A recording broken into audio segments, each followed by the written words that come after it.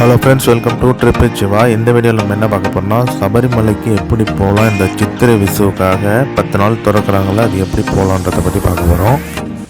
SCTC பார்த்தீங்கன்னா இந்த டைமில் அவைலபிள் இருக்காது. கார்த்திகை மார்கழி டைமில் தான் அவைலபிள் இருக்கும்.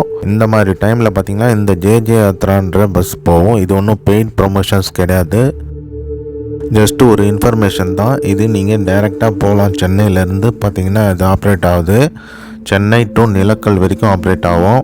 இந்த பஸ் பார்த்தீங்கன்னா சீட்டர் தான் உங்களுக்கு இந்த டைமில் அவைலபிள் இருக்கும். இந்த சித்திரை டைமில் இதே சபரிமலை சீசனான கார்த்திகை மார்கழி டைமில் பார்த்தீங்கன்னா உங்களுக்கு சீட்டர் ஸ்லீப்பர்னு அவைலபிள் இருக்கும். இந்த பஸ்ஸில் போகணுன்னா நீங்கள் www.jjyatrabus.com அப்படின்னு போட்டிங்கன்னா இதில் போய் நீங்கள் புக் பண்ணி போகலாம். இந்த சித்திரை மாதத்துக்காக, அதாவது ஏப்ரல் மாதத்துக்காக பார்த்தீங்கன்னா ஏப்ரல் 12 ஆப்ரேட் ஆகுது. 12ஆம் தேதி ஒரு பஸ் ஆப்ரேட் ஆகுது. அதே போல் 14ஆம் தேதி ஒரு பஸ் ஆப்ரேட் ஆகுது. யார் வேணுமோ அதை யூஸ் பண்ணிக்கோங்க. இல்லைனா நீங்கள் ரெட் பஸ், அபி பஸ் அந்த மாதிரி இதுலேயும் போயிட்டு நீங்கள் புக் பண்ணிக்கலாம். பஸ்ஸோட ஃபேர் பார்த்தீங்கன்னா 1895 வரும். சென்னை டு பம்பான்னு போட்டிங்கன்னா வரும். ஆனால் ஆப்ரேட் ஆகுது சென்னை டு நிலக்கல் வரைக்கும் தான். என்னடா சீட்டர்னு சொன்னால் இது ஸ்லீப்பர் காமிச்சிட்டு இருக்கேன்னு கேட்பீங்க. இது நாங்கள் கார்த்திகை டைமில் போயிருந்தப்போ எடுத்தது, அதனுடைய ஃபோட்டேஜ் தான் இது.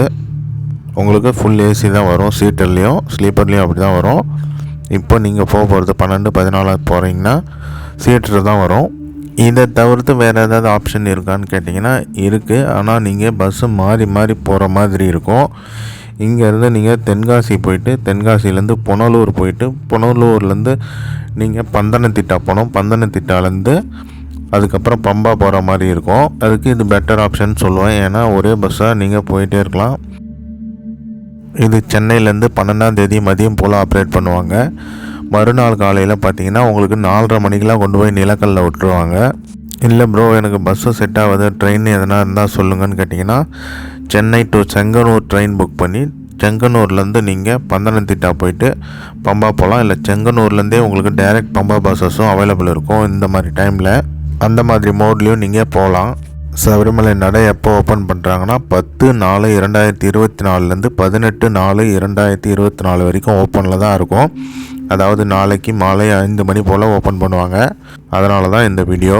நீங்கள் கார்த்திகை மார்கழி டைமில் எப்படி சபரிமலை போய் நெய் அபிஷேகம் பண்ணுவீங்களோ அந்த மாதிரி நெய் அபிஷேகம் நார்மலாக பண்ணலாம். நீங்கள் இன்னொரு வழியில் எப்படி போகலான்னா, நீங்கள் குமுளி போயிட்டு குமுளிலேருந்து எரிமேலி போயிட்டு எரிமேலி டு பம்பா போகலாம். ஆனால் பஸ்ஸஸ் ஃப்ரீக்வெண்ட்டாக இருக்காது இந்த டைமில். நீங்கள் எங்கேருந்து கிளம்புனாலும் பந்தனத்திட்டா போயிடுங்க. பந்தனத்திட்டா போயிட்டிங்கன்னா அங்கேருந்து பம்பா பஸ்ஸஸ் ஃப்ரீக்வெண்ட்டாக இருக்கும். எவ்ரி மந்த் ஃப்ரீக்வெண்ட்டாகவே இருக்கும். இந்த மாதிரி டைமில் டோலி ஃபெசிலிட்டிஸ் அவைலபிள் இருக்கான்னு கேட்பீங்க. டோலி ஃபெசிலிட்டிஸும் அவைலபிள் இருக்கும். என்ன கொஞ்சம் அதிகமாக சார்ஜ் பண்ணுவாங்க. நார்மல் டைமில் பார்த்தீங்கன்னா ஒரு 4500 3500 சார்ஜ் பண்ணுறவங்க கொஞ்சம் அதிகமாகவே சார்ஜ் பண்ணுவாங்க. 1 வேவும் 2 வேவும். இந்த சித்திரை விசுவுக்கு சபரிமலை யாத்திரை போகிறவங்களுக்கு வாழ்த்துக்கள். நல்லபடியாக போயிட்டு வாங்க. சுவாமியை சரணமையப்பா.